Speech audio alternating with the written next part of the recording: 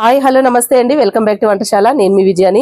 ఈరోజు మన వంటశాలలో ఈ రౌండ్గా ఉండే ఆనపకాయ పులుసు పెడుతున్నాను అనమాట. అంటే మామూలుగా ఇక్కడ హైదరాబాద్లో పొడుగుగా ఉంటాయి చూడండి సొరకాయలు, అవి ఇవి ఒకటే, కానీ పొడుగుగా ఉన్నాయి దొరుకుతాయి. ఇక్కడ ఈ రౌండ్ ఉండవు అనమాట. ఇది మన కర్ణాటక వెళ్ళాం కదా ఎంగేజ్మెంట్కి, అప్పుడు తీసుకొచ్చాను ఆనపకాయలు. మా పెద్దమ్మ ఒకటి ఇచ్చింది, మా జయక్క ఒకటి ఇచ్చింది, మా అత్తయ్య ఒకటి ఇచ్చింది, మా పిన్న ఒకటి ఇచ్చింది.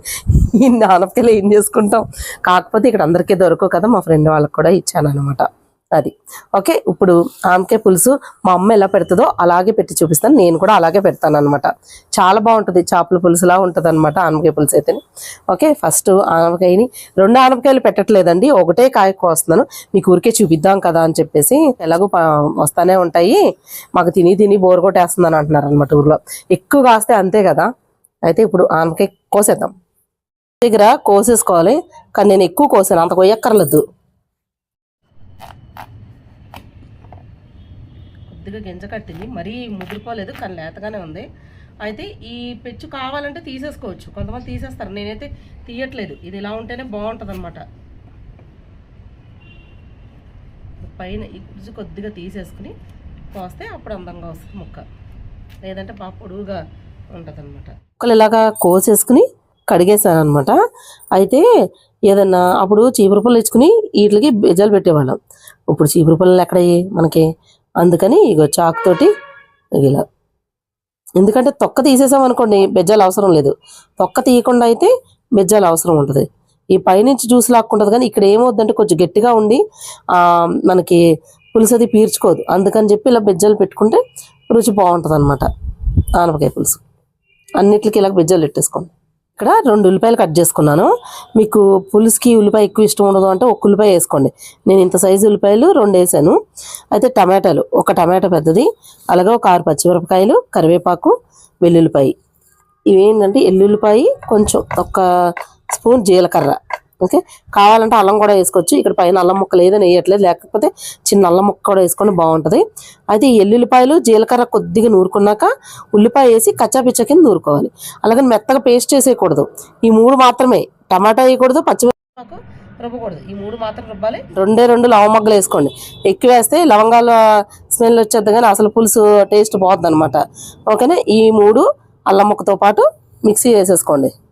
ఓకే, ఇదిగోండి నేను ఇక్కడ మట్టి పాత్ర పెట్టుకున్నాను, అందులో అది వేడెక్కాక ఆయిల్ వేస్తాను. 1 గరిట ఆయిల్ వేసుకోండి. ఓకే, నేను గిన్నె పెట్టాను కదా అంతా వేసేస్తున్నాను అనుకుంటారు.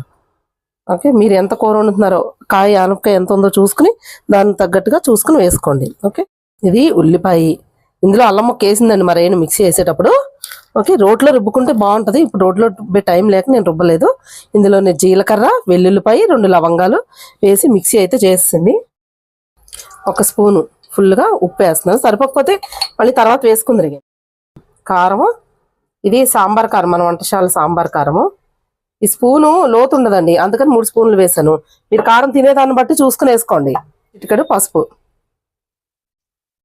వేసేసి ఒక్కసారి ఇవి కలిపేసుకోవాలి ఇలాగా. ఇందులోనే టమాటా ముక్కలు, పచ్చిమిరపకాయలు, ఓకే, కరివేపాకు కూడా ఇందులో వేసాను. కరివేపాకు ఇదిగోండి, ఇలా ఇవన్నీ కలిపేసుకుని ఇప్పుడు ఈ ముక్కలకు పట్టించాలి.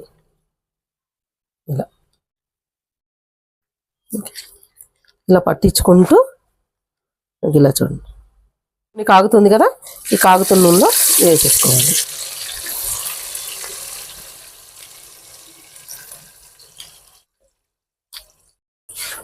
ఇదిగోండి ఇలాగా మొత్తం ఒక్కసారి సెట్ చేసుకోండి. నేను చేయి పెట్టాం కదా, మీరు కూడా పెట్టేయకండి. ఒకవేళ గిన్నె కాలింది అనుకోండి కష్టం.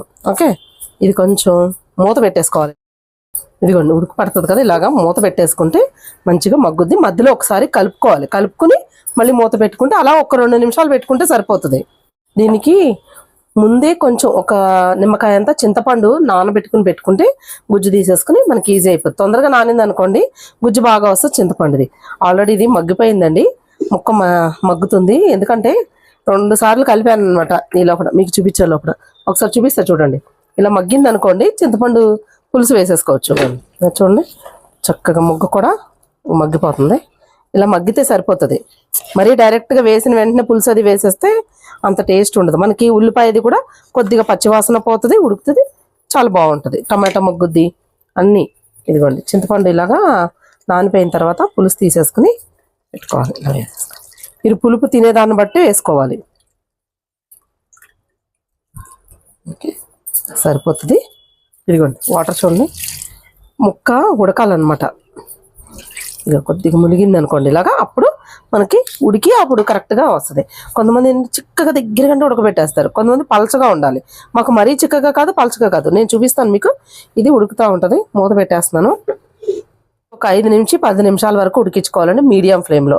హై ఫ్లేమ్లో అయినా పెట్టుకోవచ్చు, తొందరగా ఉడికిపోతుంది అనమాట. అంటే పులుసు బాగా మరిగిపోతుంది తొందరగా. అదే మీడియం ఫ్లేమ్లో అయితే ముక్క ఉడుకుద్ది, లేదా సిమ్లో పెట్టుకున్నా కూడా పర్వాలేదు. ముక్క ఉడుకుద్ది, మనకి కరెక్ట్గా మరుగుద్ది అనమాట పులుసు. ఓకేనా, మరిగాక చూపిస్తాను మీకు ఇంకా ఏం వేసుకోవాలో. ఇదిగోండి పులుసు అయితే మరుగుతుంది. మొత్తం చుట్టుపక్కల అంతా మా పులుసు చేపల పులుసులాగా వాసన వస్తుంది అనమాట. మా ఎదురుగుండా ఉన్న వాళ్ళు పక్కన వాళ్ళు అందరూ గొడవ పెడుతున్నారు, మమ్మల్ని ఎందుకు ఇట్లా చంపుతున్నావు అని. ఫస్ట్ మా చెన్నమ్మ బట్టలు ఉతుకుతూ, ఏందమ్మో విజయమ్మ ఏంది ఈ వాసన నవ్వుకుంటుంది. ఇప్పుడు ఇందులో పులుసు మరుగుతుంది కదా, కొంచెం బెల్లం ముక్కేద్దాం.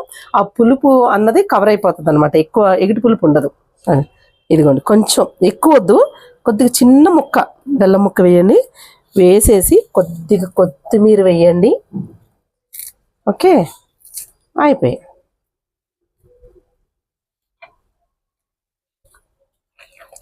ఇదిగో చూడండి ఇలా చాలు. ముక్కెడిపోద్దా? నిజమా ఏంటో చెప్తాం అనుకుంటున్నాను రా. ఇదిగో ఈ చిక్కదనం చాలు. మీకు ఇంకా చిక్కగా ఉండాలి అంటే ఇంకొద్దిగా కొంచెం ఉడకనివ్వండి. ఇక ముక్క కూడా ఉడికిపోయింది చూడండి ఇలా. ఓకే, ఇక సరిపోతుంది. ఇప్పుడు మూత పెట్టేసుకొని స్టవ్ ఆఫ్ చేసేసుకుంటే సరిపోతుంది. వేడి వేడి రైస్లో వేడి వేడి పులుసు తింటే అబ్బా ఎంత బాగుంటుందో. అలా అని చల్లారితే బాగోదా అని కాదు, పొద్దున్నే పులుసు పెట్టుకున్నాం అనుకోండి, సాయంత్రం తిన్నా కూడా ఇంకా చాలా బాగుంటుంది అనమాట. నాకైతే ఇలా వేడివేడిగా తినడం చాలా ఇష్టం. ముక్క మాత్రం కాలిపోతుంది, పులుసు కాలిపోతుంది, ముక్క ఇంకా వేడిగా ఉంది. అది మనకి ఇలా ఇరుస్తుంటే కాలిపోయి అసలు చెయ్యి ఎలా అయిపోతుందో. అయినా కానీ మనం తగ్గం అనమాట. మీరు వేడిగా తినాల్సిందే. నాకు ఎంత ఇష్టమో వేడి వేడిగా ఉంటే మాత్రం ఫుడ్ భలే ఎంజాయ్ చేస్తా తింటాను అనమాట. ముక్కలు కూడా ఆనపకాయ ముక్కలు టేస్ట్ చాలా బాగున్నాయి చూడండి, ఎంత బాగుంది. మీకు ఊరిస్తున్నట్టు ఉంది కదా. ఇంకొంచెం ఏమనిపించిందంటే ఇంకొంచెం కొద్దిగా చిక్కబడి ఉంటే బాగుండు అనిపించింది నాకైతేని. పులుసు మాత్రం టేస్ట్ అద్దరిపోయిందండి. అసలు తింటుంటే ఇంకా ఇంకా తినాలనిపిస్తుంది, అలా ఉందన్నమాట. మరి ఈ వీడియో మీకు ఎలా అనిపించిందో కామెంట్ బాక్స్ లో కామెంట్ చేయండి. మా వీడియో కనుక మీకు నచ్చిందంటే మా ఛానల్ సబ్స్క్రైబ్ చేసుకోండి, లైక్ చేయండి, షేర్ చేయండి. మళ్ళీ వచ్చే వీడియోలో ఒక మంచి రెసిపీతో మళ్ళీ కలుసుకుందామండి. అంతవరకు సెలవు, బాయ్ బాయ్.